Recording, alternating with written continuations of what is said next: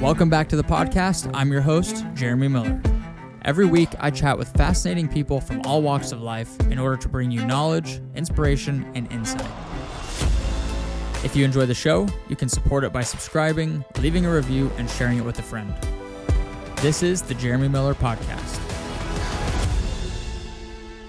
I felt like I saw you more when I didn't live here. And then I moved here, and I just I haven't seen you in 4 months. Well, you're a traveling man. I feel like that's all you've done the last few months. I know. Well, I mean, thank God that it's over, because it was great and there were so many epic experiences and I loved it. But at the same time, I moved to Austin to be in Austin, and I felt like I was very separated from the community. And I mean, for several reasons, right? Obviously, I had my health thing happen, my heart condition, and I was out of all my friends.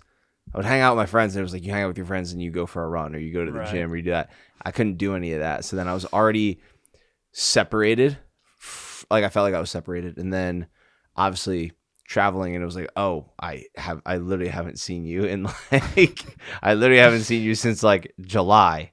That was tough, but just being back here in Austin, and I've been all around the country over the past couple of months, and just getting back here, I was there is no place like Austin, and I'm so grateful that I'm finally here full time. Yeah, dude. Well, this is one of the main reasons I want to get you back on to talk about all this is you had a crazy life event happen. It was July? It was August 5th. August 5th. Almost 5 months to the day. Dude. Yeah, the last time I saw you was the day before that happened. It was 24 hours before it happened. Or maybe it was, I think you might have been the same day. I don't know. We were in Barton Springs. It was the day before. Okay. Yeah, it was literally the day before. Okay. And you're we're getting ready to go do our mile test on the track. Yeah. And then 24 hours later, I hear about all this, and I'm like, what? Yeah. I just saw him yesterday. What in the world? I just want to hear this whole story from your perspective. Yeah. So one, that was it went from such an epic, I remember that day was just so epic. I got up, and me and Noah, my other buddy Nick, a couple of us ran in Barton, ran the trail behind there, got in the creek, went and got tacos, coffee, just a great vibe that whole day.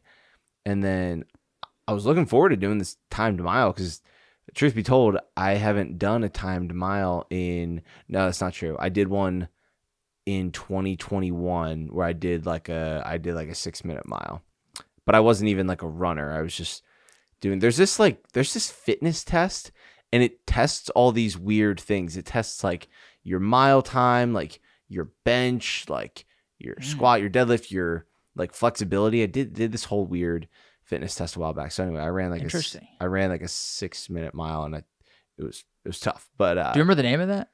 No, but I'll find it. Okay. I'm curious. We'll dive into it after this. So anyway, I hadn't done a timed mile, and I'd done a couple marathons, a couple ultra, 5K, 10K, all that stuff. But I hadn't done an all out mile. So I was excited, and I wanted to get a sub 5-minute mile, even though I really hadn't even been, I took a break from running. I hadn't even been running over the past couple of months because I was having some knee issues, and then I moved, and I was you know what, just taking a break from running for a little bit. Yeah, because I was after was it the 50K you did that kind of? Yeah, I did the 50K, and it was my knee was already busted from the when I tried to do the sub 3 and just failed miserably. My knee was just so banged up, and I tore my ACL in college, so my left knee has taken a beating through that, and all the running, just jumping right into running, 40, 50 miles a week for a year was just tough on it. So the pups, dude, you're always somewhere messing with something. Anyway, sorry. All good.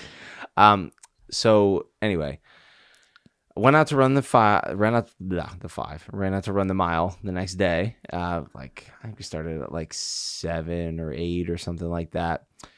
And we were supposed to be at Yellow Jacket Stadium, but we ended up being at Austin High School track. And that will be prevalent in a minute as to why that matters. But it was last second change. We ended up going to Austin High School track. I was there. It was me, Bray from Squatch. Yep.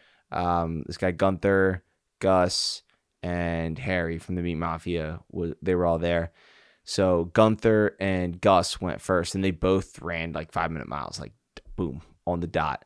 And the rest of us, we were like getting videos of them as they would round each corner and whatnot. Nice. And that was kind of like the last thing. That's kind of like the last thing that I really remember was like dabbing them up and giving them props. Like, well, you guys just did it. Let's go.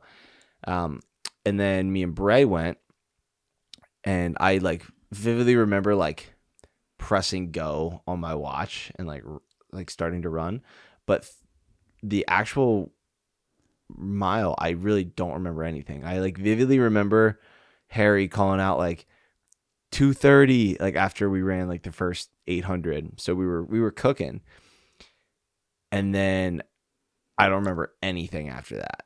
Jeez. So what happened was I finished the mile 5:15, so not, it is what it is. We'll have to get some redemption at some point. But Bray ran 5:06, I ran 5:15, and it was like 5 or 10 minutes after the run. So like, yes, I had cardiac arrest, but it didn't happen like a normal one is, or like like Bronny James he was playing basketball and he just like went down. DeMar Hamlin. For the Bills, like he just went down. Actually, his was similar to mine where he got hit.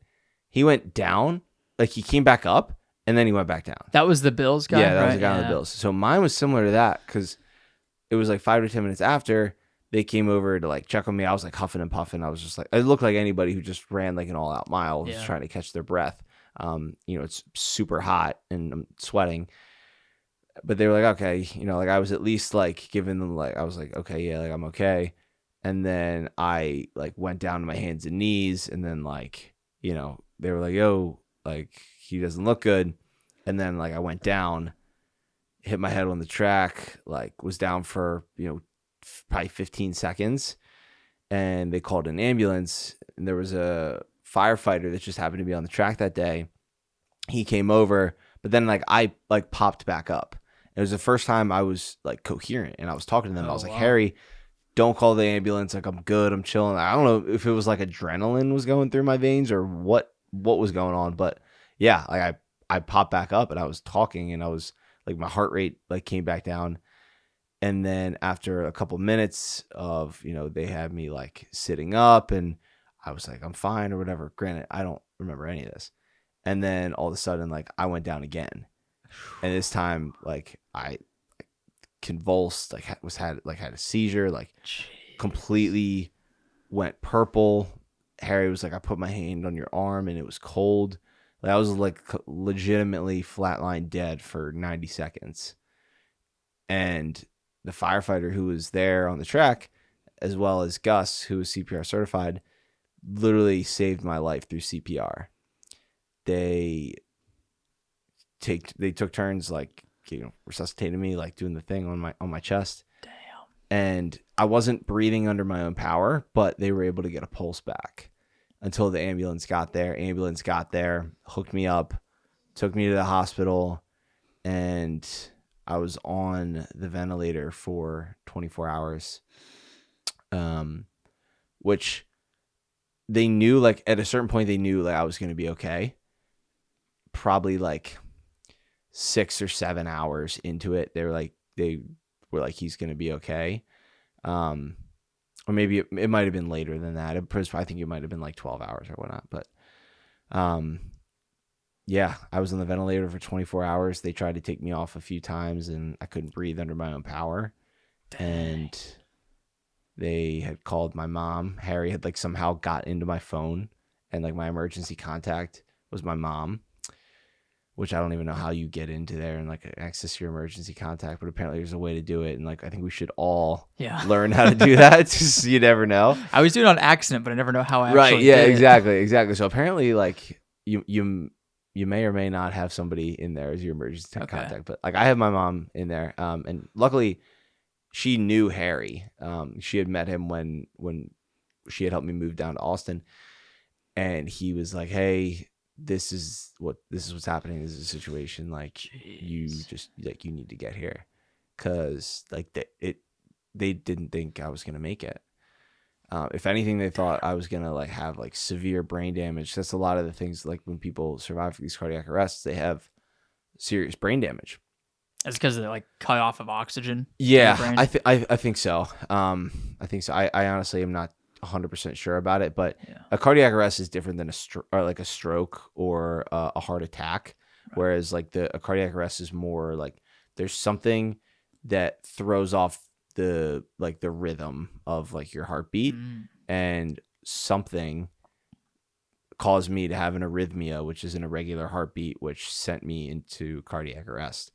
But it was interesting because it wasn't like I was just running and then all of a sudden like I dropped on the track. Like it was a couple of minutes after when I went down, and then I got back up and I went down again. So they called my mom. She was like frozen, obviously, as any mother would be. Yeah. And she woke up my brother, who had just gotten his license like the week before. And she's like, I need you to fly me to like the Lehigh Valley Airport, which in Pennsylvania is just like this tiny little airport, like an hour and a half away from my house. They hit like crazy traffic. They get there, miss the flight. Oh God. And then they've got to drive like all the way back to Philly. And she like barely makes it onto a flight. Had to go to Miami to Austin. Didn't get there until like 10:30 at night. And I think by this point, I hadn't opened my eyes. I hadn't been super responsive, and apparently, like when my mom came in, like I just like her presence, I just like lit up, and I had like opened my eyes for the first time. Oh wow! Still wasn't able to like breathe under my own power, but which is kind of crazy. There's like videos of me. It's like super trivial. Like I'm like sitting in the hospital, I'm like sitting like on the ventilator, and like my eyes are open, and I'm just like looking around, and they're like trying to talk to me, and I'm just like completely incoherent. Do you remember any of that? No, dude, no, nothing. Dude. Like literally nothing. I don't remember anything. So they finally took me off the ventilator like 24 hours later, and I'm obviously like super high on pain pills and like fentanyl and these other drugs that are keeping me alive. So I'm freaking on a cloud. I'm so high off of these freaking medications. And I look and I see it's like Sean's there, like my mom's there, Harry's there, my buddy Nick is there. There's like a crew of people in there. And I was just like, woke up and apparently I was like, what are you guys doing here? Like, I didn't understand. I didn't know like I was in the hospital or whatever. And then like, that's like all I remember. I remember them like looking like they were balloon animals. Like the first thing I remember. And then I really don't remember anything like that whole rest of the day. Just, I remember them like telling me like, yeah, you had a cardiac arrest. And I was like, I don't even know what that is. So like, like truthfully, I was like, that's so crazy. I was like, what does that mean? So like, they kind of just told me everything that happened. They transferred me to, they transferred me to like the other hospital up near UT. Yeah. And like to the cardiology department. And so I like vividly remember like getting put back into like an ambulance and then like driving me to the other hospital. Jeez. And so how long were you in that first one for? I was in the first one only for like, I mean, I got there like right after obviously I had the cardiac arrest. I was there for 30 hours maybe. And then I got transferred to the other one, and that was on Sunday. And so I was there until I was able to leave on Saturday. So I was there for like about a week. And then just getting tons of tests done, like procedures, like every single day I was like, I got an MRI or I got a cardiac, like echocardiogram or, EKGs and like just every test under the sun. And I literally like got discharged from the hospital and they like still had no idea what had happened to me. That's so crazy. And so now I have a defibrillator in my side right here underneath my clothes.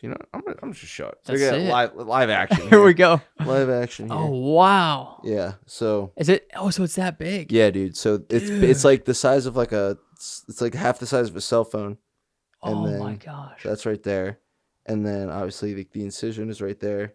That goes from here. That's wild. And then there's a wire that goes right here where this incision is, and then this wire you can see there goes up to my heart. Dude, that's incredible. Yeah, so I was surfing in Malibu like a couple weeks ago, and like just laying on the surfboard, just like after like an hour, I was like of getting just knocked off my surfboard. I was like, I'm done. But can you feel it in there, like just on a regular basis? I mean, like it. So I was under I was in so much pain for like the first couple of weeks after. Like the procedure is very like invasive, and I couldn't like lift anything with my left arm. Like I couldn't sleep. Like it hurt to breathe. I had an allergic reaction to all the adhesives that they were putting on me, so I broke out in hives like all over the place. Beef tallow, by the way, great for rashes and irritations. Yeah, dude. Huge. Interesting. It's another rabbit hole of an episode, but yeah, dude. So since then, they were like, and to this day, like I still don't have a definitive answer as to what happened. So they thought that it was myocarditis, which is like the leading cause of cardiac arrests in young athletes. And they kind of ran all the tests and things like that. And there was some inflammation in my heart, but they weren't sure if it was because I just had a cardiac arrest or like if I actually just had an enlarged heart. And after like I had to go back like a week or two after, like a week after. And they're like, yeah, like it's your heart's like the structure of everything was fine. So when you have a cardiac arrest, there's really two reasons why. One is like there's something structurally wrong with the heart, which there wasn't with me, or there's something along like with the electrophysiology of the heart, like, you know, the electrical circuitry of the heart. And when you get into that, it's just like so like in the weeds of there's a whole multitude of like different factors, right? But like all of my, like they took my blood work, like nothing was off, like everything like looked fine. And so like on paper, it was like, why did this happen? I have a very low resting heart rate, but I'm also just like a fit person. Right. So like my resting heart rate's like in the low 40s, which is low, but that's normal for an athlete. Yeah, that's exactly. So interesting. Yeah, they thought it could have been something called long QT syndrome, which is something that you're born with, where it's kind of the same thing. Like you have a low resting heart rate, and then like long QT means like you could like your heart beats like it doesn't beat in time because it's like slower, and then if it doesn't like beat in time, it can throw it off, and like you can have like little arrhythmias in your heart. It's like little, whatever throws your heartbeat off. Yeah. But they found that like, okay, that's not it either. Their biggest suspicion right now is that there was something called a channelopathy. So your heart has these different ion channels that pump like minerals or electrolytes like in and out of your heart. And when you have a channelopathy, it's basically a disease that develops in one of these ion channels. Oh, wow. So it could be like a disease like in a channelopathy in like the calcium ion channel or the potassium or the magnesium one or something like that. But they haven't figured out like which one it is or which one it was. And granted, I haven't been back for a while, but they haven't updated me with anything. So still haven't found out why, and quite frankly I don't know if they ever will. And I've had to come to peace and come to terms with knowing like, why would I spend so much time thinking about like what happened and spending hours and hours researching, well, why did I have this cardiac arrest? Or it's like, what do I do in spite of it? Like, you know, this happened to me for a reason. I don't believe in accidents. I don't believe in coincidences. I believe that this like truly happened for me. And it just came at such a strange time. Like the timing of it was all like, okay, like I had these like all of these like new life changes that were going on. And I had these like all these plans of what I was going to do next in life.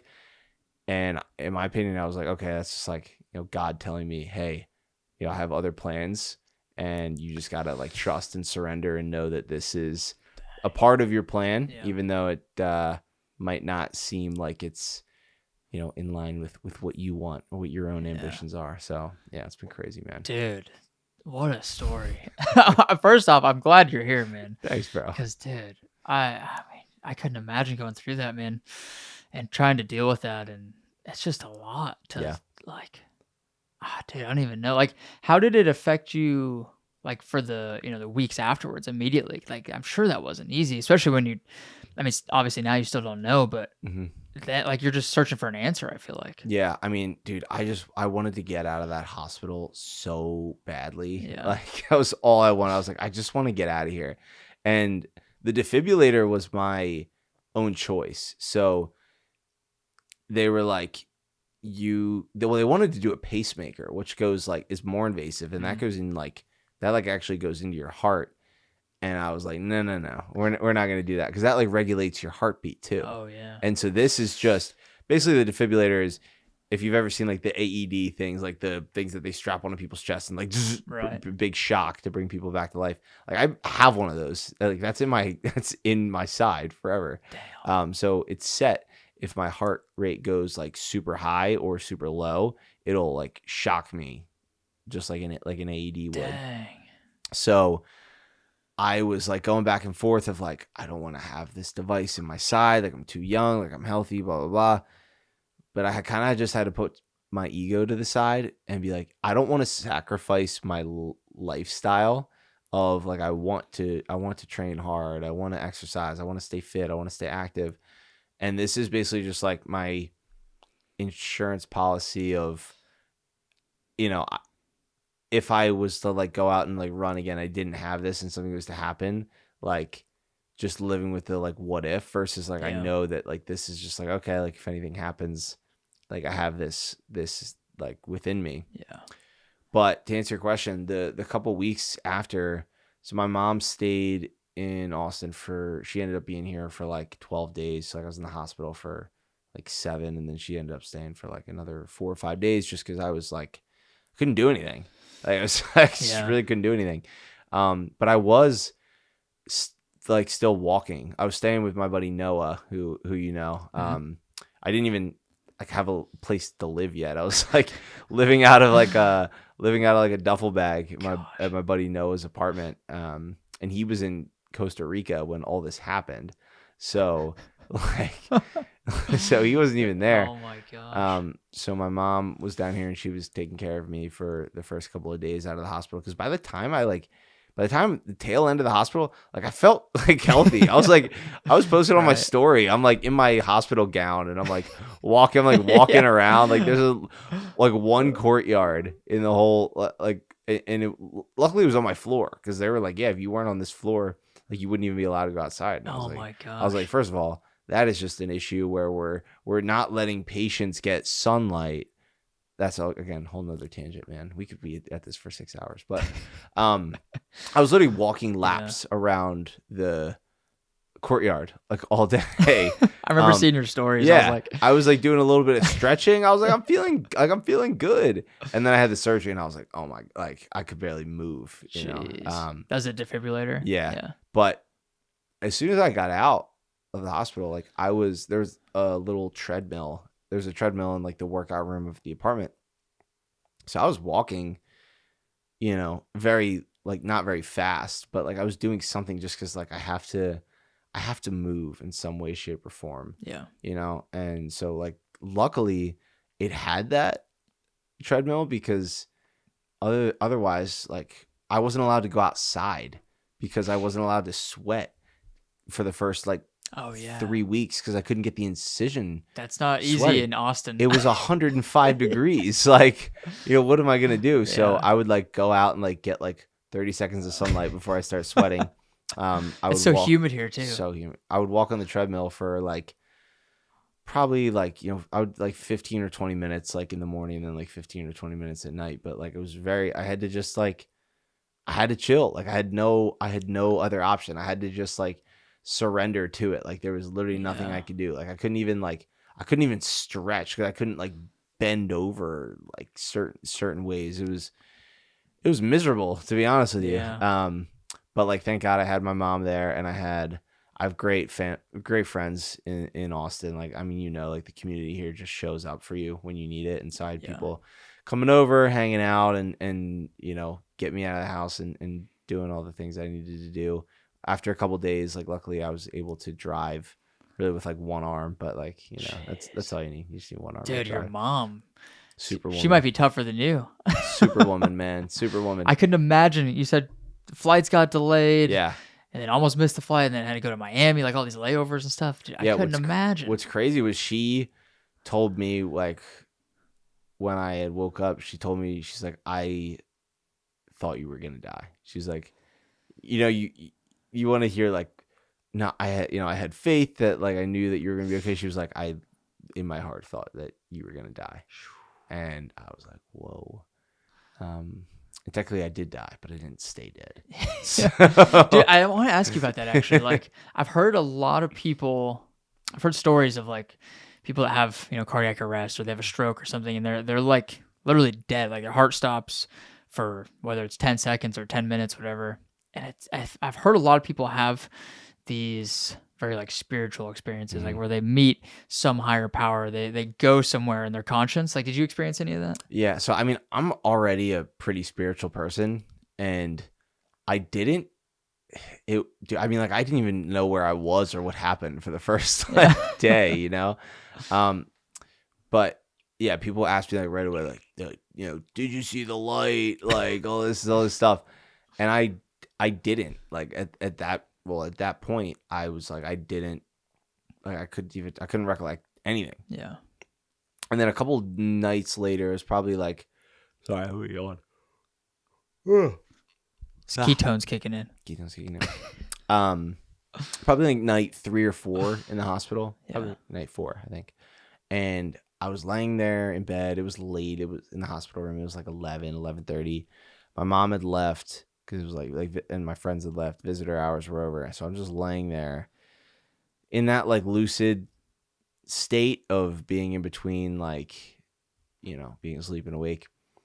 And all of a sudden, like, I have this, like, I don't even know if it was like a dream, but I like transported. It's like an out of body experience, like into, it was me sitting in this dark room of endless nothingness, like just endless black all around, like whatever. And I'm sitting there and I'm in the same clothes that I wore when I went out to run. So I had like my orange shirt, my black shorts, pink shoes, white hat. And I'm just sitting there. And I'm not like freaking out. I'm not like I'm just there. Just kind of acknowledging everything. And I look down and there's a little train just like circling around me, like a toy train. You know, probably like, you know, yay high, like a foot high. And it's just like circling around me. I'm like, but I don't think anything of it. Like, there's trains just going there, and then a couple seconds, minutes, I don't know, however much time goes by, but I'm just sitting there, and then all of a sudden, like a portal opens, and it's like a flash of light, and I'm back in the hospital. Whoa! And I'm like, whoa! And I kept having that vision. I kept having that experience like every day. Can you still picture it in your head? If I close my eyes, like I can still picture it. Wow. What was crazy was I was in Utah a couple months later. So I was in Utah in October, and I was doing a breathwork session there, and I had this again, like this crazy, like out of body experience where this time I was back in the endless nothingness like I usually was, but this time I was looking at myself sitting there. Oh, interesting. So like it was like I'm here, and then like I was like over there, like looking that way, and I saw there was like a hawk that was circling around my head. Whoa. Along with the train. But I had never, like in all the times that I had that out of body experience, I had never thought to look up and saw the hawk. And then so the hawk like took off, and like when the hawk took off, that's when like the portal of light opened, and that was when I like, and then like snapped back, and I'm back in the hospital. Whoa. And then like I woke up from that like breathwork session. I was like, what the heck? That's crazy. The next day when people were sharing, we hiked Zion. And then the next day people were sharing, or this one guy was sharing, his experience and just like how like going through these hardships or whatnot. And he was just like, yeah, he's like, and then I saw like a hawk fly over my head, and I just knew like everything was like, I knew everything was okay. I knew we were protected. And I had told my friend the like experience that I had, and him and I just looked at each other and we're just like, what the heck? Like, it was like, whoa. That's so still like wild. working through all that, trying to decipher everything there. But yeah, I never like, it didn't like come face to face with God or saw it. Yeah. I guess I did see a bright light, but Dude, that's incredible. pretty gnarly. You haven't made anything of that yet?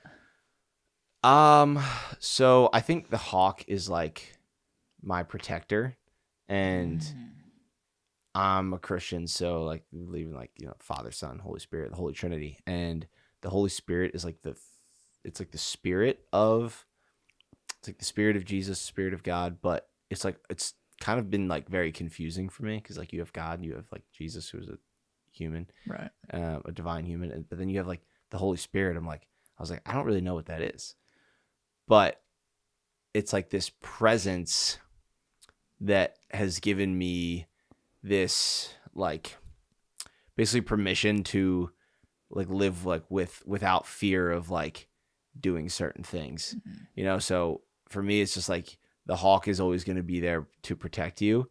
Like, don't live in fear. Like, be bold, take action, be ambitious, because like the hawk is like going to protect you. So that's kind of what it is. And I've just like looked at hawks in like a whole new way. Yeah. And I think it's like my spirit animal, I guess. That's cool. What about the train? What do you think the train means? Dude, I don't know. Like travel, maybe? What's weird is like, trains, what do they ride on? A track. Like I was running on a track. Oh. You've definitely thought about this. Oh, I've thought about it. Dude, I've thought about it a lot. Yeah. Trains have a lot of spiritual, like if you look up the spiritual significance of a train, there's like so many things. So it's just like who really knows? Right. But like for me, it's like a train means like arrival. And so, or like so I had just moved to Austin, and it was like trains also symbolize like a big change in your life. And so obviously it was a big change. I just moved. But also I think it could have meant I had this like one destination or one place that I wanted to go like with my life or whatnot. And then the train was like taking me somewhere else. If that makes any sense. Yeah, at it all. definitely So does. I've definitely thought about it a lot. And I'm trying to like decipher like, okay, what's like, is there a relationship between like the hawk and the train? But yeah, just wild stuff. That's crazy, dude. So interesting. I've heard like one more kind of scientific explanation for like when people have those experiences when they die or when they're on their deathbed. And I think there's like, our brains are so complicated, obviously, and there's just like this load of chemicals that gets dumped. And it, whether it's like psychedelic or like something at like the conscious level or spiritual, whatever it is, there's definitely something that happens, I feel like. And I'm sure like your body as a whole was going through shock for like days after all that. Because you said that was like 3 days after, 3 or 4 days? Yeah, 3 or 4 days, something like that. Yeah, I'm sure it just like your body and your mind are like, what's going on? Yeah, I mean, dude, it's so crazy too. Like I'm just trying to detox from all the medication that like they were giving me too. That too, yeah. So just like the combination of the two, just so wild. But like literally like I was dead, and my whole body just like turning back on, like restarting. Yeah, the brain is such a complex thing, and like the brain and like the heart have such a connection to it too. Like there are two like most vital organs, obviously. So it's just, yeah, you go down lots of rabbit holes. Yeah. I've gone down lots of rabbit holes of, spiritual woo-woo stuff, but also like the like actual science of everything too. Right. So I've actually reached out to Dr. Peter McCullough, who had been on Joe Rogan, because I was like, my mom's like, you gotta see him because he's a cardiologist. He does like a lot of work in this space right now. And so I reached out to him, and he was like, yeah, I want to see you. And so he like gave me some like next steps, and I did like the next steps. I like haven't heard back from him in like a couple weeks. So dang. Hopefully I'll get up there. He's in Dallas, so Yeah. Get up there and maybe he'll run some tests on me and figure out something. Yeah. Yeah, the not having an answer part would be really challenging. But like you said, it's just, what are you going to do about it? Like, I think at some point you just have to accept that you might not ever know. Yeah, and I'm totally at peace with that too, because again, life is very short and very precious, obviously. Yeah. As we both know. So for me, I'm just very focused on like what's the next chapter of my life going to look like versus kind of living in this past. And I've almost like I wouldn't say struggled, but this has been like something I've gone back and forth with, is like, okay, well, how much do I talk about it and use it as my story versus like, okay, yeah, like it's a part of me and it happened, and like, you bring it up every now and again because again, like it's part of your story and overcoming that. But like, I don't want like every Instagram post or everything to be like, well, since I had cardiac arrest, like all this kind of stuff. And so now I'm like just very like, obviously, again, it is a part of my story, but I don't want to just be like, oh, the guy who had cardiac arrest, right? So you're more than that. Yeah, right. Yeah, exactly. That's so. It's before we go down that, because I want to talk about all the content, like how you've shifted that.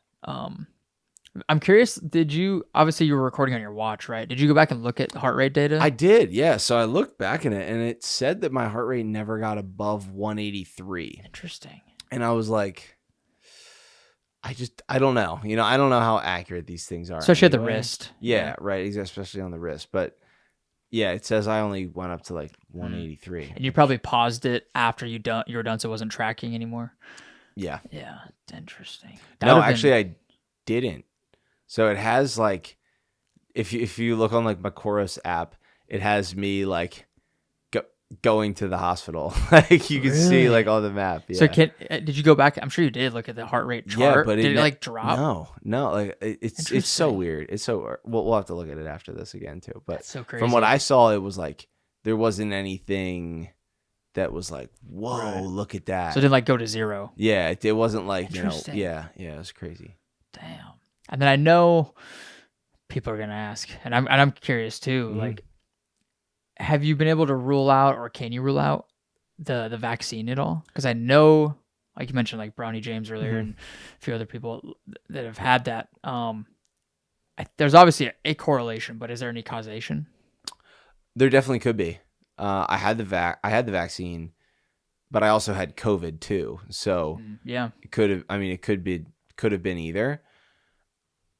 Again, I don't know if either one, like if I'll ever find out that if one of them had anything to do with it. But there is all the science out there, or there not all the science, but there's some data out there. Peter McCullough talked about this. He's like, 2 years after having the vaccine, like people are starting to see like repercussions from it. And I had the vaccine like 2 years, like literally almost like to the day of like when it happened.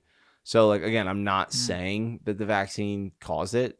I'm not saying that it didn't. I'm, like having COVID could have given me some sort of spike protein too that caused something to go wrong. So then I'm just thinking like, okay, well maybe the vaccine, maybe the virus caused some sort of caused the channelopathy, So like, again, I don't know. I'm not completely ruling it out.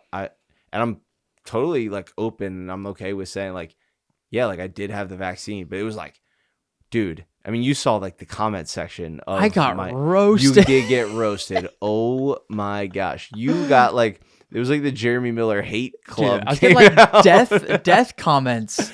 Dude, it was insane. It was insane. I think you're like, dude, you got to look at these comments. Ruthless, dude. And so I was like, I tried to stay out of it as much as possible, just because I was like, I don't know. Yeah. I'm not going to respond to, obviously at that point. There's so many. At that point, I was off social media for like a week.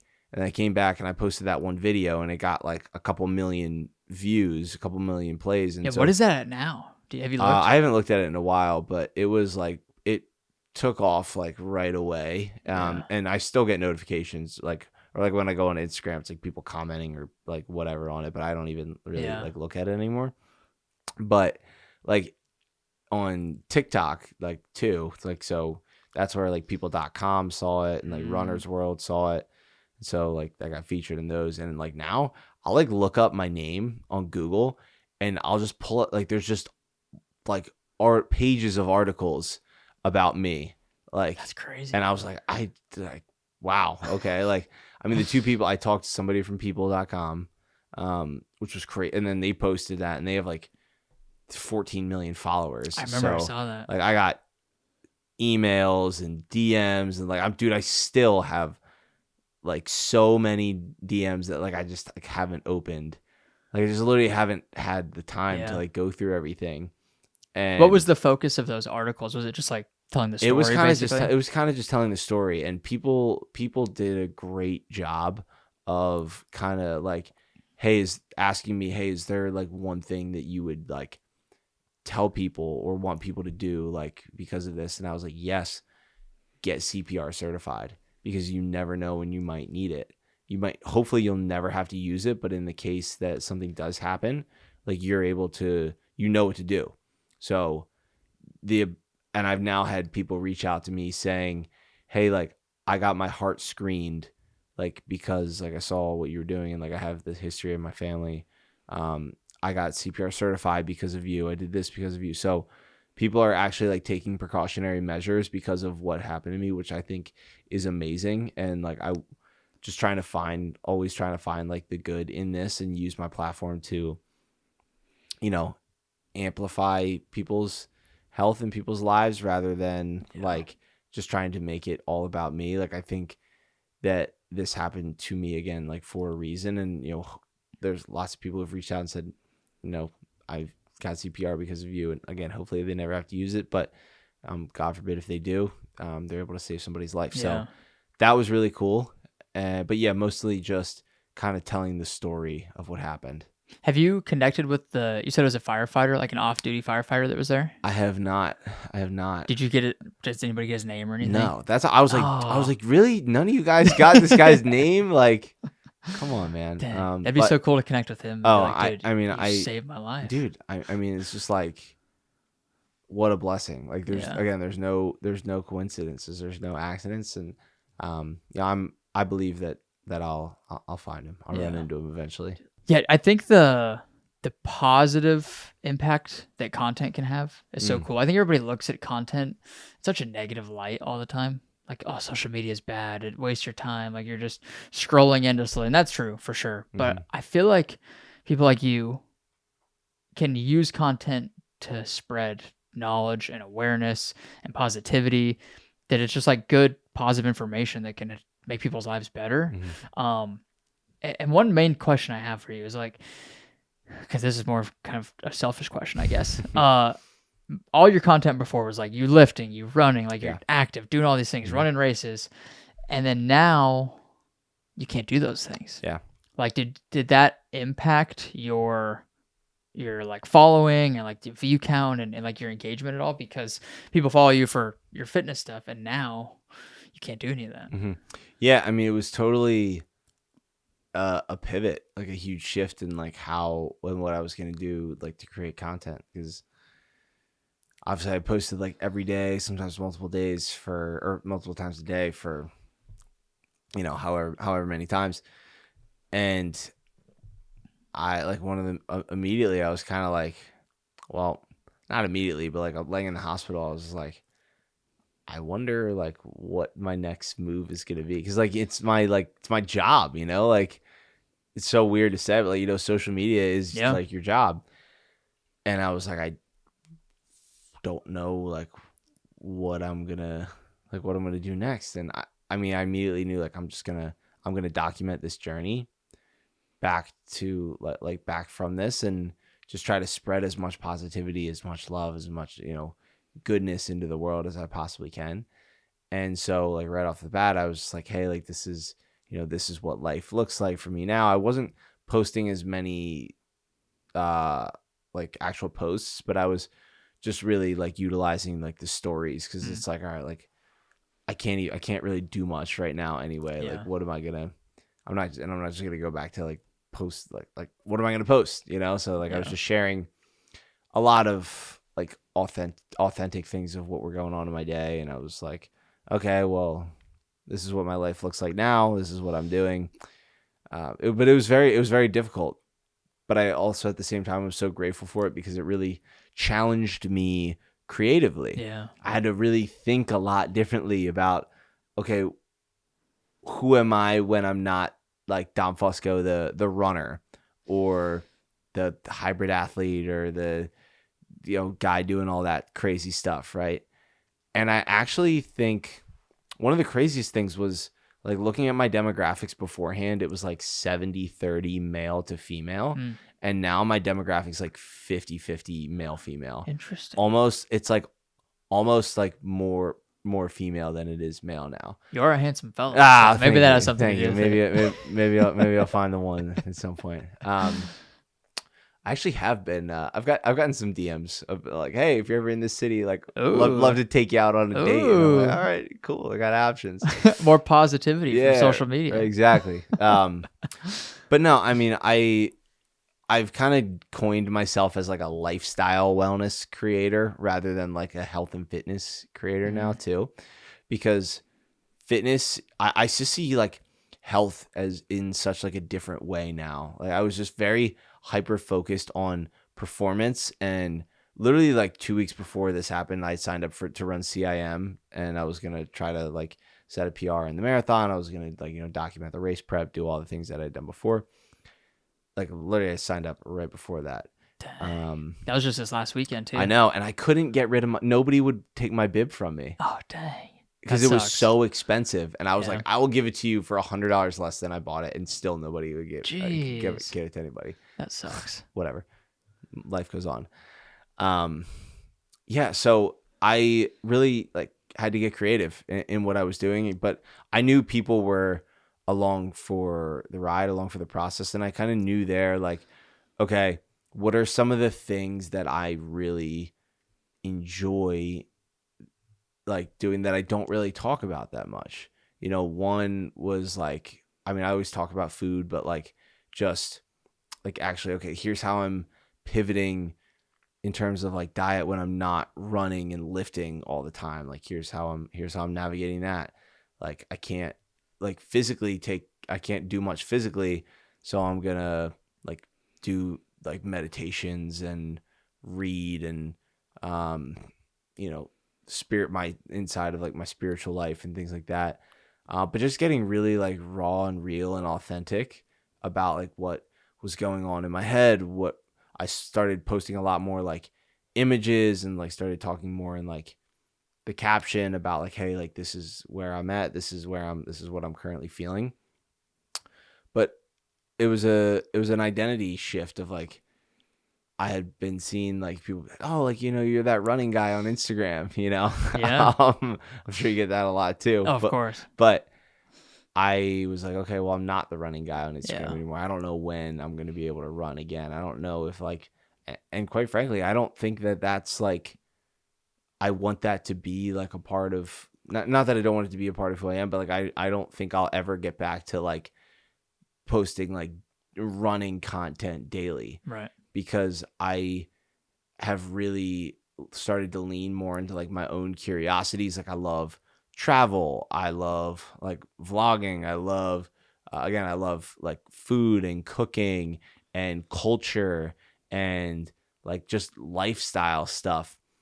And I'm perfectly okay with, if you were only here to like watch me run, like, and you want to unfollow me, totally fine. Like this has been like trimming the fat of like who, and like some people will follow me because they'll see like one of my cardiac arrest reels, and then they'll follow me, and then they'll be like, oh, like he's done talking about this, or he's not doing this anymore, like unfollow. Yeah. Which like I'm totally okay with, because I've really been leaning into just like what makes me excited or what's like brings me joy. Like I did like a pizza review in New York, and like trying to give pizza to trying to give away pizza, and like, finding the best bagel in New York City, and cooking, like my roommate teaching me how to cook a chicken, and like just a lot of really fun stuff that I've gotten like a lot of positive reception to. And beforehand I was like, I know I can make this reel talking about this and it's going to do really well on social media. Whereas now it's like, I'm just like, I have no idea. I'm just shooting from the dark, and I'm just having fun with it. And I just feel very fulfilled with it. It's given me a lot of time to work on like some other things that I had like been putting off, like just like growth stuff for the podcast and whatnot. So to answer your question, it's just like, it's been an identity shift of who are you when you can't do what you were doing before, and knowing like, okay, if all else, like it's almost just like taught me that if I couldn't do this like tomorrow, like I could still find something there, and that a lot of people are there to watch you, not just like watch you run races. Yeah, like that idea that Matt Choi has. I think you might have got it from Gary Vee, where it's like document, don't create. Yeah, he says it all the time. It's so true. Like, I mean, most of my content's still running, obviously, or fitness stuff, but that's just because like that's what I'm into at the time. Yeah, exactly. That's like my life. Exactly. And if I was still like, if this never happened, like I would still be doing that stuff. Right. And I still do love that. And if I decide to get back into, when in the next couple of months, if I decide to go and run a race again or whatever, like I'm going to post content about it. Right. Like content is just a reflection of your lifestyle. Like it's not anything like with your content, with Matt's content, with anybody else, that runs with us in the same circle. Like it's just like what we're into. It's just our life. We're just documenting our life. It's not like, we're like these completely polar opposite beings outside of like what you see from us on social media. Yep. Yeah. I think you do a good job of that, of like turning something that might not be that exciting, where previously you probably wouldn't have posted it. Yeah. But now it's a reel that you edit, you shoot, you put your voiceover on it. It's like, then it's like a piece of entertainment and content or inspiration, whatever it is. So I think you've done a really good job of that. Thank you, bro. I appreciate that. So like with that, like 3 things I try to do with all my content, like it's either educating, entertaining, or inspiring. Like those are like the 3 buckets that I try to, or the 3 checks that I try to hit when I post a piece of content. So it's got to be like at least one of those, but ideally like it's all 3. Yeah. And what was it? Education, inspiration, entertainment. Yeah. What do you find does better? Have you like noticed trends of like the entertaining stuff really hits or something? I think it has to be a mixture of all 3. Yeah. One that I did, it was like right before the cardiac arrest. It was like 5 easy ways to keep your knees healthy or something like that. And it got like 2 million plays in like a couple days. Like it started out with me, and like I'm in like a squat on a slant board, and then it's like boom, quick, boom, quick, boom, quick. So it's like funny. It's like me showing like my own personality, but it's educational, giving people insight as to like, I've had knee problems. This is something that you can do. And it's inspiring to say like, oh, like these are simple movements that I can do, and I can go out there and I can, fix my knees, and I can run, and I can jump, and I can do all these things. So that was that's like a good framework of like, oh, that's something that people can take away, some sort of piece that's educational. It's also entertaining because it's fun. Yeah. But then it's also like inspiring because it's empowering people to show like, oh, I can go and do this too. So it's posts like that. That, I mean, it's very rare. It's rare that you get like the plays, like, the millions, or whatnot. But I did one last week, and it was from when I was in New York, and I was like, how many tries is it going to take to give away a slice of pizza in New York City? and it took like it was hilarious. But that got like 100,000 plays. And, oh dang. Yeah, which was crazy. And I just gotten a lot of people reach out to me like, hey, like I really like this, like just free flowing content of you just, you just being you, you just being a human. And I really enjoy that, and it's what I'm going to lean more of into in 2024 and beyond for sure. Yeah, I always get worried about that sometimes. I'm like, dude, if I get hurt and I can't run for like 6 months or something, I'm like, what am I going to post? Well, it's wild because I had those same like thoughts, and I was always just like, I couldn't grasp, even though like I only started running in like 2021, like summer of 2021, I like couldn't gather the fact of like, wait, like people don't run every morning. Like, I don't know how you can live your life that way. Like I was like, I just can't, like, I can't even imagine not like going for like a 5 mile, 6 mile, 8 mile, like 10 mile run every morning. I was like, it's just, I just don't know how to do it. And I was like, well, if I'm not running, like I'm going to get fat, like, cause I eat so much, like, so, it was just and and from a content standpoint too, it was like I built a following on that, and a living too, exactly. So it was like I had those thoughts before, yeah, but I had never like gotten to the point of like, oh yeah, like I would just do this, yeah. And I mean, like you can even have that like backup plan, but you don't really know until like you're in it either.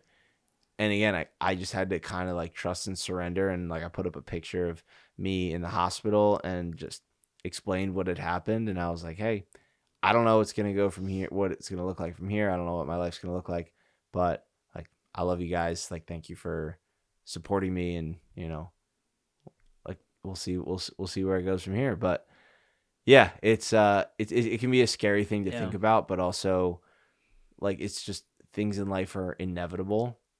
Like, and there's some things that we just can't control. So it's also just, I don't even want to say this because I'm an advocate for like putting all your eggs in one basket. Like go all in on yourself, bet on yourself, like don't have like a work-life balance. Like if you're passionate about something, like do it. Like there's seasons of imbalances where you're going to be able to, go on vacations and whatnot, but there's other seasons for just like, grinding. And so I will say, like, I don't think enough people say that. Right. Exactly. Yeah. Like, I mean, we're in a society now where it's like, it's like work-life balance is like everything. Everybody's like, I'm trying to find balance.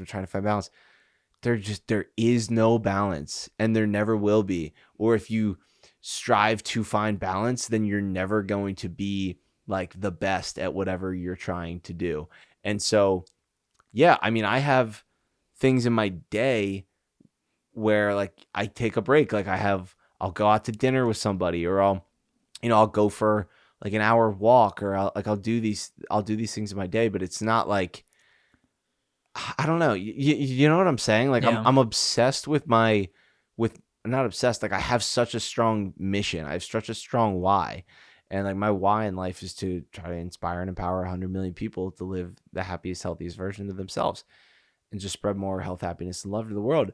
And like everything I do is in alignment with that. Like I don't do anything that if it doesn't align with that. Right. So it's like some days I might be working on a project from sun up to sundown. Other days I might not be. I might be going from like a workout to a meetup to this, to that, to the other. Like, and my life doesn't look like I'm not just like sitting on a computer like all day, just jamming away on like a spreadsheet. Like, so I think in our society too, is like we're taught like you need to have work-life balance and you need to have hobbies and this, that, and the other. It's like, well, I turned my hobby into like a full-time career, and it's evolved into multiple things, like as you have, so it's hard to explain that to people that don't have that. Like I feel so lucky that like I've been able to turn content and running into how I make a living. And there's some days it sometimes feels like work. Like, oh, I don't really want to edit this video. You're right. There's things that you don't want to do, but there are still, like, at the end of the day, the grand scheme of things, like the most predominant amount of your time is spent doing things that you do enjoy. Yeah. And there's just things that like you don't enjoy. Like that's just a part of it. Yeah. But people will ask me like, how many hours do you work a week? I'm like, how many hours am I awake? What do you consider work, really? Like, right. Like Yeah. today, like I had a podcast at 10 and I am following this like functional strength and mobility program from Bray right now. So the workouts take like, an hour and 15 minutes or so. And so I went and they're not intense. It's all like, so like usually I would just listen to music or, just in the gym. But like now I'm like, all right, like I'm just like, I'm doing a lot of like slower movements so I can listen to like a podcast. Yeah. So like I'm listening and I'm researching and I'm getting ready for this podcast like interview that I have. So like and like that's like part of my job. So like technically like I'm at the gym and taking care of my body and sharing that on social media. Like I'm working, Right. like it's not like, oh yeah, I go to work and then I go to the gym. I'm like, it just is, like it's all intertwined. People ask me like, oh, you were traveling a lot. Is that like for work, for pleasure? I'm like, I don't know how to answer. I'm like, it's just like, just doing it. They're all like, kind of like blended both. together. It all just blends together. And I'm so passionate about that. And I, like, where I go from here with my content is like, I really want to just reach this, like our generation, but like the generation, I mean, I want to reach like everybody, but I'm very passionate about the next generation and showing them, hey, like you can make a career doing whatever you want. Like it's, I want to say like, I don't want to say like, if you want to go to the NFL, like you can do it. Cause that's just not true. Really? Yeah. Sorry, Jeremy. You're a little too short. I did at Buc-ee's the other day. I got asked if I was, what is his name? He's a quarterback for the, I don't remember his name. I don't watch football. I don't know his name. It was some quarterback. Okay. I had to Google it, but he's like, "Are you that guy that's a quarterback for the Browns or something?" I was like, "No, but I'll take that compliment." Anyway, sorry, I interrupted your thought. No, it's all good. That was my peak of life right there. Yeah. So hey, that's a dub. That's a dub. But I'm very like just passionate about reaching the next generation of like you don't have to like get stuck in the matrix. You don't have to go work that 9 to 5.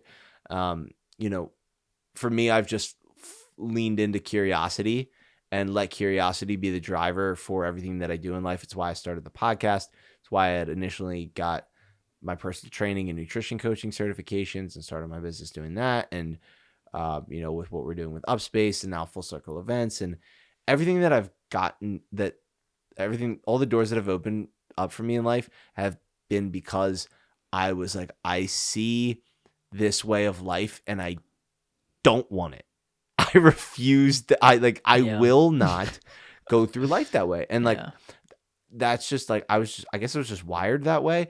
I was just like, I can't even fathom, like, granted, the mailman is a very like honorable like trade. We got to have him. But like, I was like, anytime I look at somebody doing something and I'm like, that doesn't like contribute to like my mission or my vision or my why in life. Like, I couldn't do it. Like I feel rude sometimes because I don't even want to like have conversations that don't have any substance in them. Yeah. Like I just want everything that I do in life. I want to surround myself with people who are goal oriented, who are ambitious, who are driven, and who are just like in love with life. I don't want to surround myself with pessimistic people because life is too short to be spending it doing anything else other than like the things that light you up in life. And I am just like so passionate about that. And I think there's just so much that is like uncovered in this life. And I want to just like be like an explorer, and like uncover and share things. Like it's funny. Sean asked me the other day when he was here, he was like, if you lived in like a different time period in like history, like what time period would it be, and like what would your like trade be, like what would your profession be or whatnot? And I thought about it and I was like, I think I would have been like an explorer. I think I would have been like somebody, because I just love like novelty. I love nuance. I'm like, dude, every single day when I go for a walk, I'm like, what's a new route like in my neighborhood that I've never walked before? Like a Lewis and Clark. Yeah, like something like that. So I'm just very Yeah. excited to dive into like this new way of creation and content, and like I quite frankly I just really don't care. Like if you don't want to follow me, like fine, like Yeah. whatever. I have really amazing like brand partners that I work with that love this like change of pace in my content, and building community around things other than just like running races has been like a beautiful thing. So I am just like really excited to lean into this like new version of me. Dude, I can feel the passion. I had this guy on the podcast a couple weeks ago, and he summed up life basically. He described it in these like 3 buckets of like, you have time you have to sleep, then you have time doing things that you don't like, and then time doing things that you enjoy. And I think for me, I think the goal of life is just how do you optimize and maximize that third group of, okay, how do I just spend the most time doing the things I actually like doing? And how do I minimize that middle group of how do I spend the least time doing the things that I don't like doing? I think if you can do that, like whatever that is that fills that bucket for you, I think that's the key to life. Well, I think the first thing is awareness. Yeah. Like you just said, like one, like becoming aware of that. Like some people like have never heard that concept before. And just go through the motions. Just take out a piece of paper, break it up into 3s. Like you just said, things I like doing, things I don't like doing, things I want to do more of, right? Yeah. Once you get them out onto paper, then you bring more awareness of like, oh, like, yeah, I actually don't like doing this thing. How can I offload this? How do I do less of this? Or, you want to spend more time with your kids, or you want to go spend more time hiking. It's like, okay, well, what are the things that I need to get rid of in order to do that? Because I think a lot of people too, everybody wants to try to add something new. It's like, oh, like I want to make a change. Like I need to add this. It's like, no, you probably just need to take some things away. It's the same thing. It's the same thing with like, diet, right? It's like everybody wants to like add this thing in, but it's like reality. Like you just need to remove like processed sugars, seed oils, like refined grains, like remove those things, and like you'll be good. But it's like one step at a time. Have you always had this this like passion for helping people, inspiring people? I feel like you have, or has it been like accelerated since the cardiac arrest? Yeah, I've always had that passion, but it's definitely accelerated since this has happened over the past couple of months. Just because when I really like think about it, dude, nothing really matters, but at the same time, like life is so precious and it matters so much. Yeah. Right. So I just look at it as like we're floating around on this rock, this flying rock that's just or like we're on this rock that's floating through space. A comet could come and obliterate us at literally any moment. Yeah. Like it's just, why do we spend so much time thinking about the next thing on our to-do list, or letting somebody who cut us off in traffic like throw off our whole day, or like getting pissed off at the barista at Starbucks for putting the wrong milk in our coffee? Like, what are we doing here, people? At the end of the day, like I am just like, I want to leave this world better than I found it. We have a 1 in 400 trillion chance of even being born. Why would I spend it doing anything other than like trying to make this world a better place? Like I'm not trying to make as much money as possible. Like I don't care about having a nice car. I don't care about having a nice house. Like granted, like I mean, I like nice things, but those aren't like the drivers for me. Like I'm not trying to max out my 401k and retire when I'm 65. Like I already retired. I'm 24. Yeah. I already retired. Like I'm already, what would I be doing when I retired? I'd be doing exactly what I'm doing now. Yeah. So yeah. I realized that the other day. Yeah. I was like, I'm retired. I'm retired. 24. Retired. The idea of retirement is such a terrible idea. It's awful. It literally sounds terrible. And you hear about all these people who just like, they get depressed and then they just start going and working again because they're like, oh, I'm bored. You have to have a purpose of some kind. Yeah, right, exactly. That's it, dude. Yeah. That is purpose. And it's taken me a while to find my purpose. But like now, like, I mean, you hear me talk, like I say it all the time, like my, what my purpose is, what my why is, what my mission is in life. And, I'm very interested, like, what dude, I want to change the education system. I want to change the healthcare system. I want to literally want to change culture. I want to change society because we are in such a place right now where we need change. Yeah. And I, again, am always going to be like in fitness. I'm always going to be in health. Like health is the, health and spirituality are like the two most important things in my life. And they're the two things that I do like non-negotiable every single day.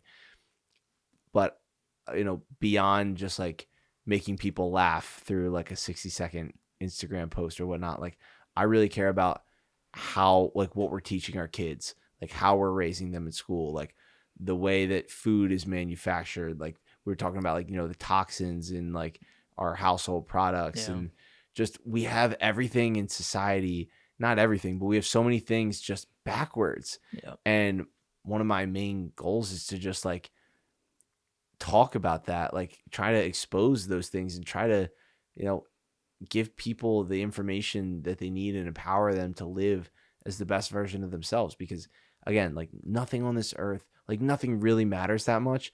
And I want to get to the end of my life and I want to look back and say, you know what? Like I did the best that I could and I did everything I wanted to do and I can be at peace with that. I don't want to be sitting in a retirement home, when I'm 85 and being like, man, I wish I would have did that. Wish I would have done that. I saw this thing the other day that this guy saying basically the purpose of life or the meaning of life. And it's just to enjoy the passing of time. And I was like, that makes so much sense. Ooh. It's just like, because that can be applied to any person and anything. And like, if you, I just know some people like just reading comment sections, which is always a bad idea.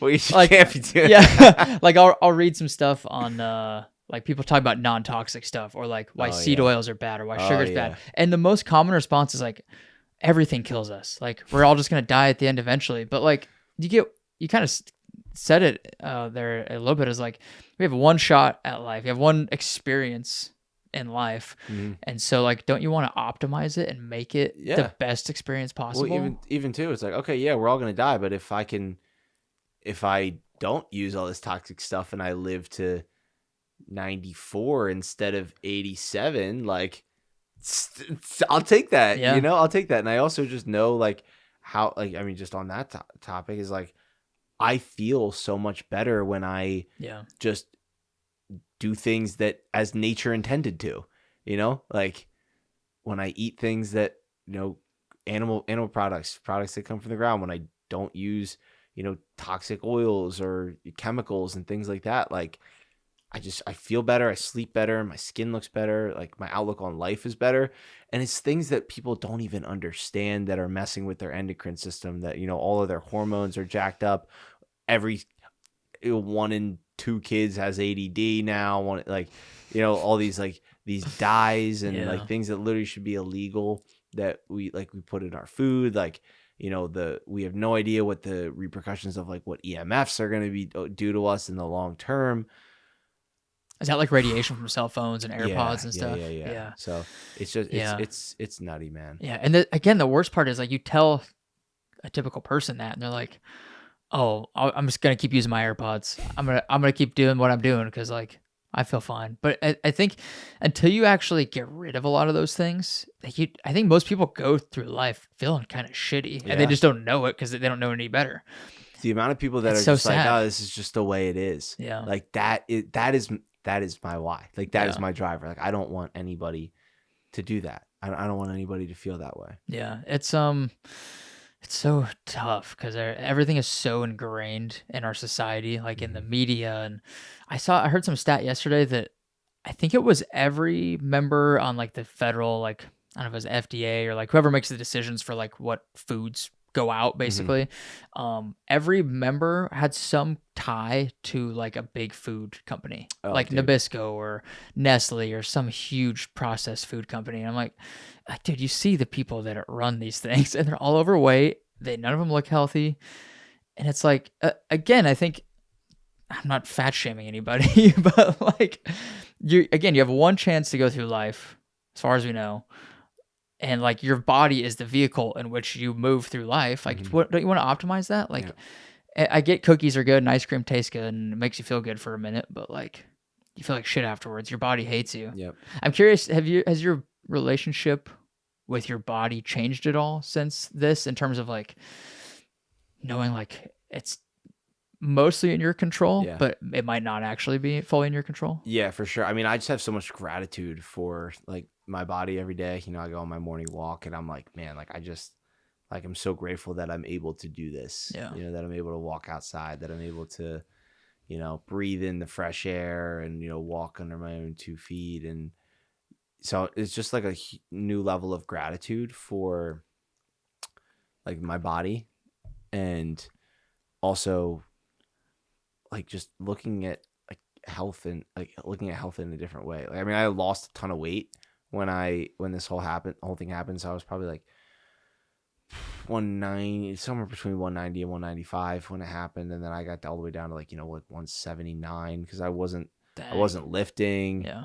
I wasn't eating as much. And I just like, I looked at myself in the mirror and I just like looked like, pale and frail. And I was like, I got like discouraged and I felt like weak. And then ever since I've gotten back to like exercising again, like, I struggled with like, my main goal isn't to like look good, but it's still like it gives you like confidence in yourself too. So like, I look at myself in the mirror, I'm like, man, I just look like, I look skinny, I look weak. And so it was tough, and I would like be like really hard on myself. But now like I just learned to accept like, hey, like this is just a season of life that you're in. Like you're gonna get back to it. Like you're gonna be able to get strong again.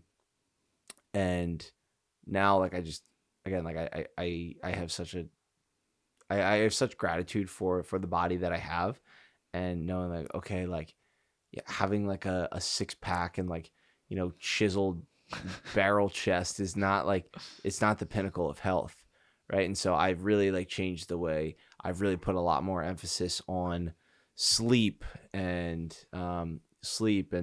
diet choices and getting lots of sunlight and exercise and all these things that people call like, oh, like you're biohacking. It's like, no, I'm just being a human. Like when the sun comes up, like I go and I get sunlight. Like when the sun goes down, like I try to turn the lights down and eliminate blue light as much as possible, and not eat like 3 hours before I go to bed, and kind of all these things that like evolutionarily like we did as humans. Like I'm just trying to get back to nature.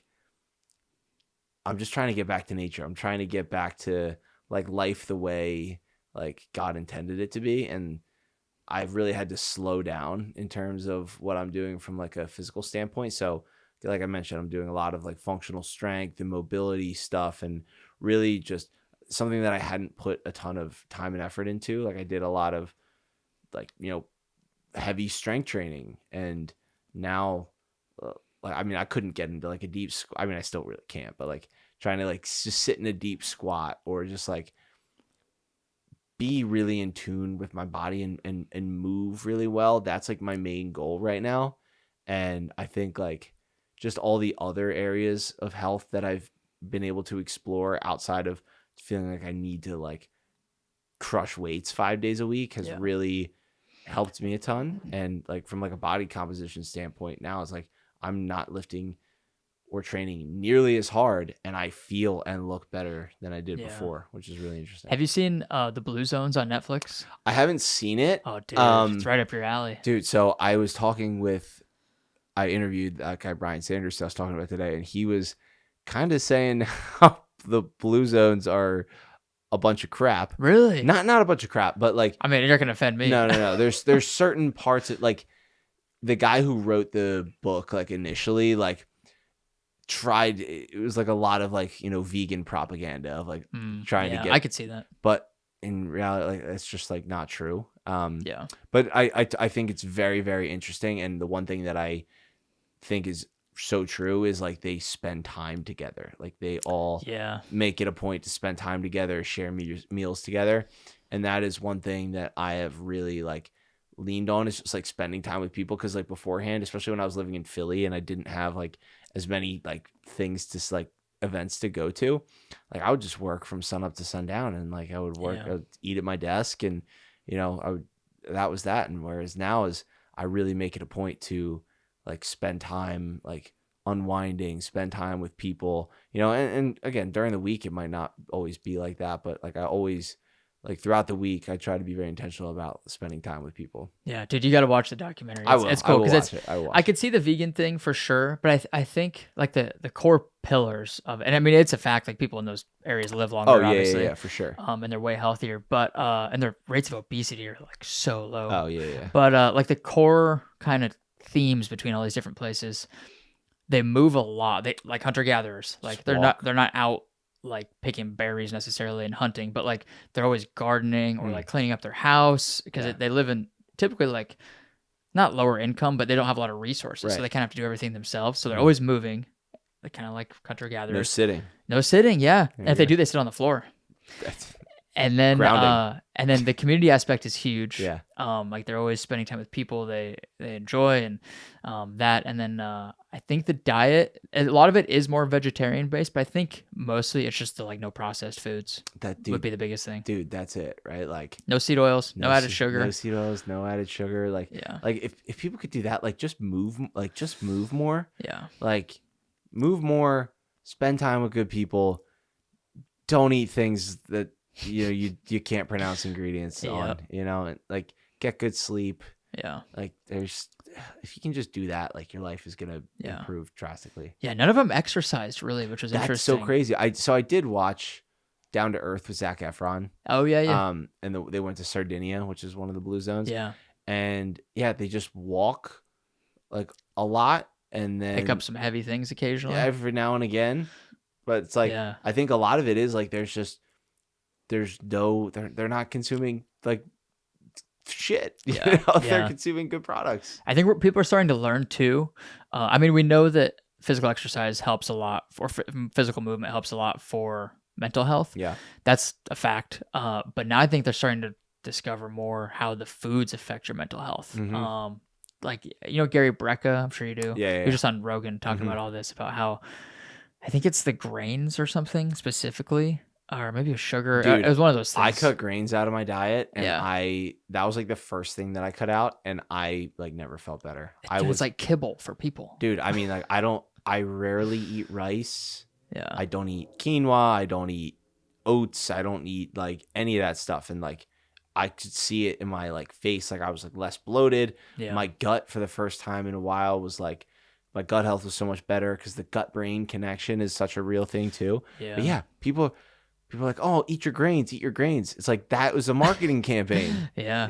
Dude, and even the like saturated fat, like animal fats get so much demonization. And I'm sure you know this, but the like study that everybody sources for like why animal fats are bad was funded in the 50s by a bunch of sugar companies. Yep.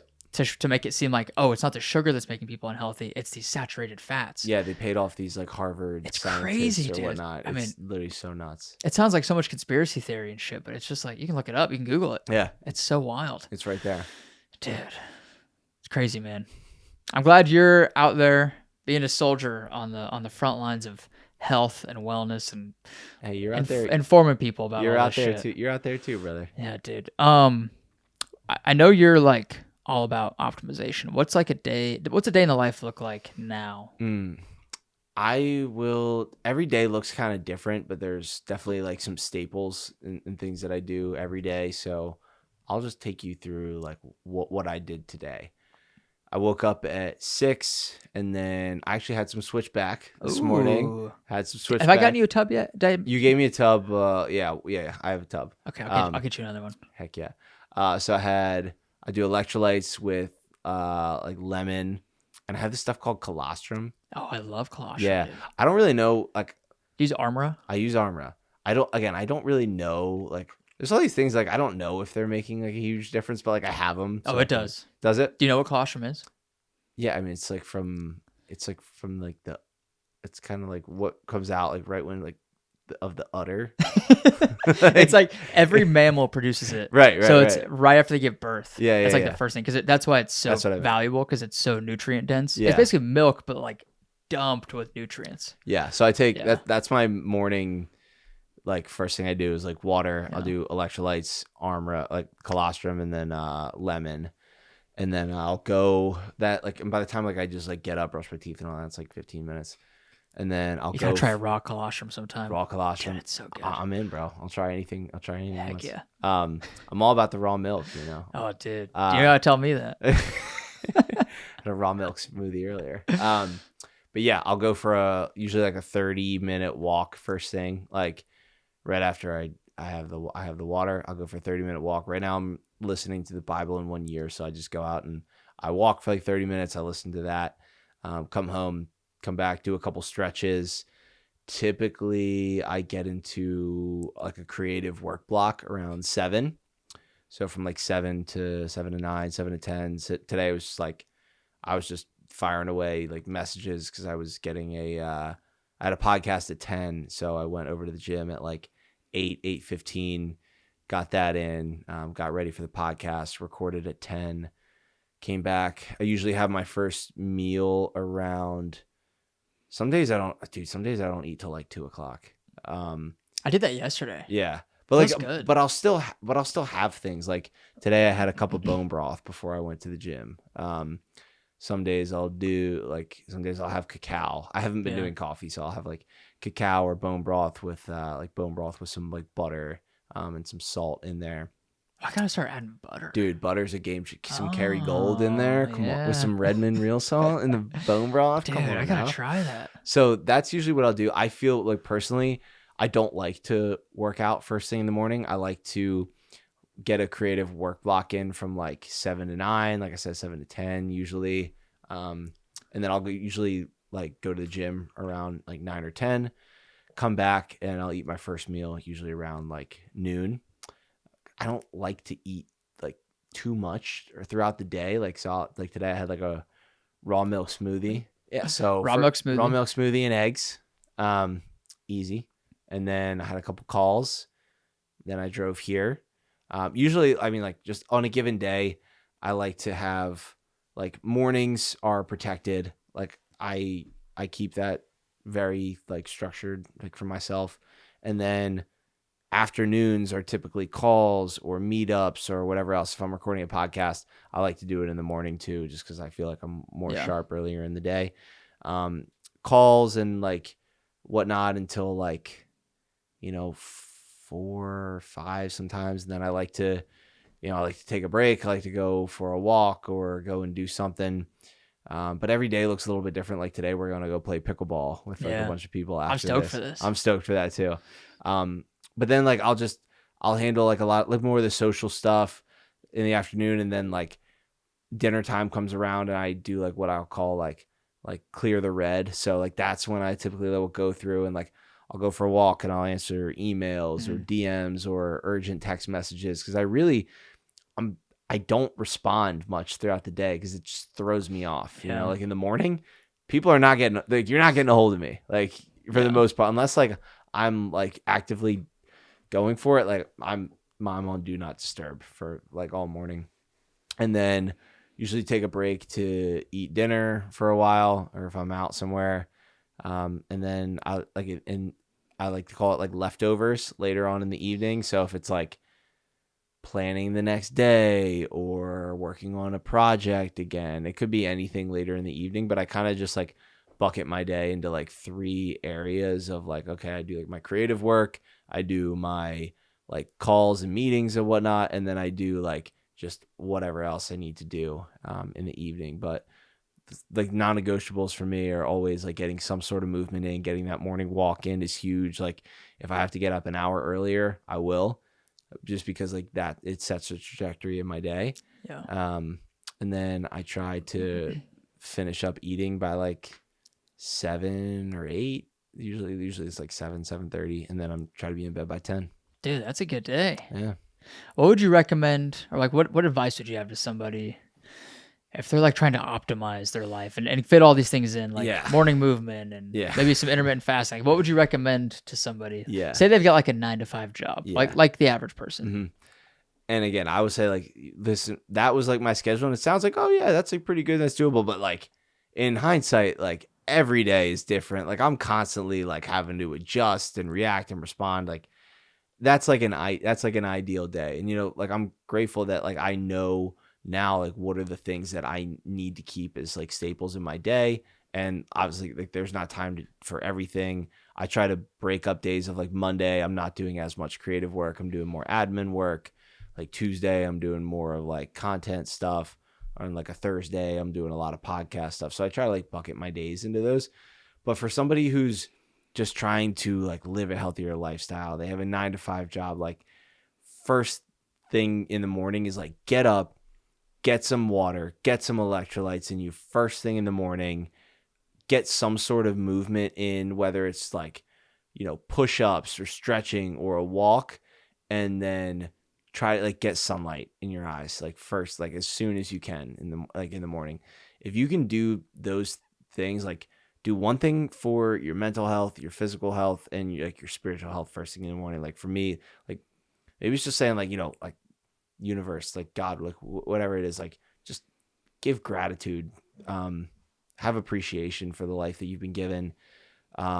Mental, like if it's doing something for your mental health, maybe that's hopping in the cold shower, splashing cold water on your face. Like it doesn't have to be this crazy biohack routine. Yeah. Right. Like there's a few things that I do every day, and that's like get sunlight, get movement in first thing, eat whole foods, things that come from the ground, prioritize protein. Like that is like, if you can do that, like you're going to be on track for a really good day. Like, and everything else is just gravy. Like all these, like my routines have come from years of trial and error, and like one thing works, so this works for me, I really enjoy this, or this doesn't work. And like one thing that I love to do is read, but I really don't have as much time to read. Like I prioritize like Bible time in the morning, but like you can't spend 20 minutes red lighting and saunaing and ice bathing.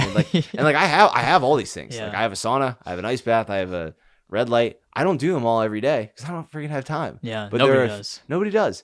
Those things are like icing on the cake. The things that you need to focus on first are like sunlight, water, whole foods, good sleep. Like you do those things, you're going to be in good shape. Yeah. I feel like anybody can do those things. Like They cost $0. Yeah, it's free. And Except buying food, I guess. That's true. Yeah, and I think the problem with that though is like people will gladly spend $2,000 on an iPhone or something, but it's like spending an extra $1 on a steak. It's like I'm not gonna be able to make that work, or whatever it might be. Yeah. It's tough, but yeah, I think especially prioritizing those things in the morning, because it's like if you get it out of the way first thing in the morning, just get it done, then the rest of your day, like no matter what happens throughout your day, you've already got that thing done for yourself. And I'm such a big fan of the idea, like you can't pour from an empty cup, right? Like you got to give to yourself first, take care of yourself first before you can give anything to anybody else. And I think if you can do that first thing in the morning, get into that habit, it goes such a long ways. Totally. And it's like, what are your priorities are so huge, and people just don't even think about them. Like for you, like if you're trying to run a race and you're trying to hit a specific time, like do that in the morning, because that's like a priority for you. So like for me, like the things that I do in the first thing in the morning are priorities for me. And like when those things are priorities, like you put them on the calendar. Yeah. Like I have that on my calendar every day. Like, okay, from like 6 to 7, like I'm blocking that off for myself. And then, 7 to 9, I'm doing like the creative work. And then 9 to 11, like gym, shower, lunch, all that kind of stuff. And then like, okay, 11 to 4, we're going to be locked in on meetings and calls and whatever else. So it's like when things are a priority to you, they get done. Yeah, 100%. Dude, this has been fun. It's been great. Did we hit everything? Did I miss anything? I mean, like we could talk for like 5 more hours. I know. Upspace. What's the status of Upspace? I know you guys launched a new event thing this week. Recently too. So we partnered up with Greenspan Consulting, which is a content. They do like content marketing and social media and all that kind of stuff for health and wellness brands. Good friend of mine, Sean Greenspan. He actually went to high school with Matt. Oh, no way. Yeah, I think I've seen you or him or seen you guys together. Yeah. So Sean's the man. He's got a cool team. And is he in Austin? He is kind of nomadic. So he's not really like pinned down in anywhere, but a lot of his team members are like just scattered around. But we merged together and formed a joint partnership called Full Circle Events, where our mission is to make health the center of people's social lives.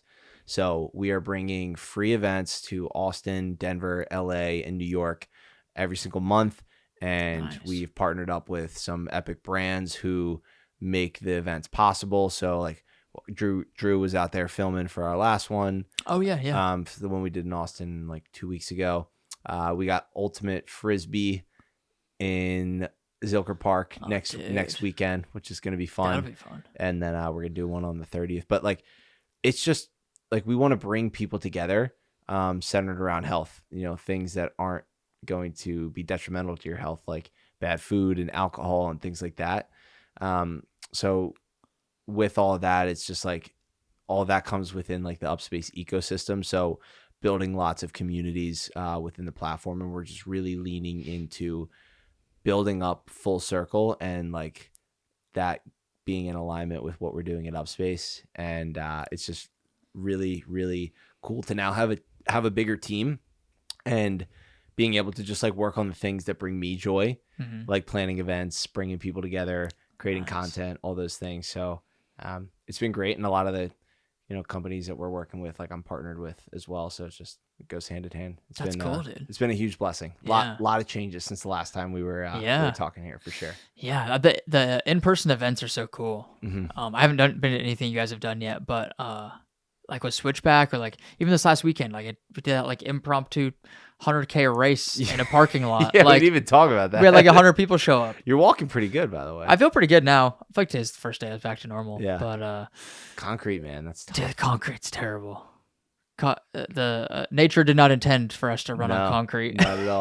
Not at all. But yeah, the in-person stuff is so cool. Like those are some of my favorite memories. Like that's where you create memories, is in-person connections with people, especially when it's all centered around like health and fitness, and you get to move your body and you feel like a little kid again. I think like I played sports growing up, and so I miss that sometimes. It's like, dude, for pickleball, I'm just so stoked to like go and move around and be with people and stuff. It's so much fun. I'm stoked. That's so cool. So what's the next event you guys have? That's next weekend? Yes, we got the 17th. We're going to be doing we have we got 2 events, one in Denver next weekend, one in New York next weekend, one in Austin next weekend. Nice. So if you're in Austin, Denver, or New York, it would be something for you. But yeah, we'll be doing them every month, so it's going to be fun. Where's the best place for people to like find those events? Full Circle Events on IG. And, or just follow me. I'm usually reposting everything. So. Nice. Heck yeah, dude. Well, thanks for coming on, man. This is fun. I'm so glad we got to catch up. It's been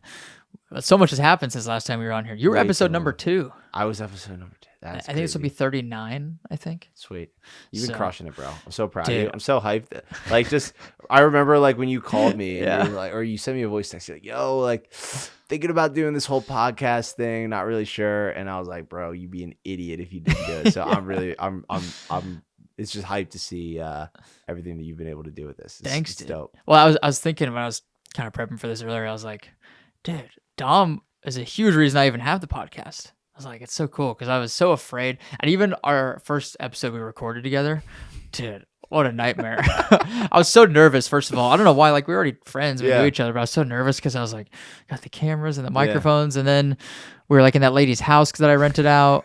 And she was like in the other bedroom, which was so weird. And then the camera the recording thing kept shutting off. Dude, come a long way since then. We're getting there. Look where you got a sign now. I got a sign. Look at that. Look at that. It's legit. It's legit. But dude, thanks again for coming on, man. I'm so glad you're here, just with us still, because it's you've gone through a crazy journey, man. And I think I meant to say this earlier, like. I think you said you were kind of torn on like how much do you incorporate this into your story. Like in my opinion, just like not make it all about you, like not make this your entire story of like the cardiac arrest, but like it's a part of your story. Like I think you have to share it and lean into it, and like what you're doing with encouraging people to get CPR certified and all this stuff. I think it should be like a main part of your thing because it's been a main part of your life. So I think that should translate into your story and your content too. But. Just my opinion. Thank you, brother. I appreciate that. But dude, where's the best place for people to find you and connect with you? Yeah, I mean, if you want to read articles about my death, just search my name. It's so weird to hear you Isn't say that so that weird? about your death. So weird. But yeah, just IG, probably the best way to connect with me. Just my name, Dominic Fusco. And then basically any other platform. I'm not really on Twitter, but other than that. Is anybody on Twitter? I know, dude, there's so many people in Austin that are on Twitter. Really? Yeah. It's actually, I kind of want to get into Twitter, X, Really? whatever it is. I deleted mine like 6 years ago. I never went back. Yeah, I haven't really been on either. I deleted Snapchat. That was probably the best. Oh, yeah. That was probably the best thing I ever It's did. all like teenagers, Yeah. high schoolers. Weird, but yeah, just tangent.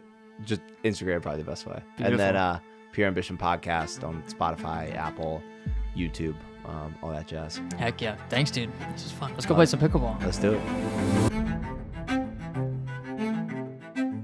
Thank you so much for tuning into the show. If you enjoyed this episode, please make sure to subscribe to the channel, leave a review, and share it with a friend. We'll see you in the next one.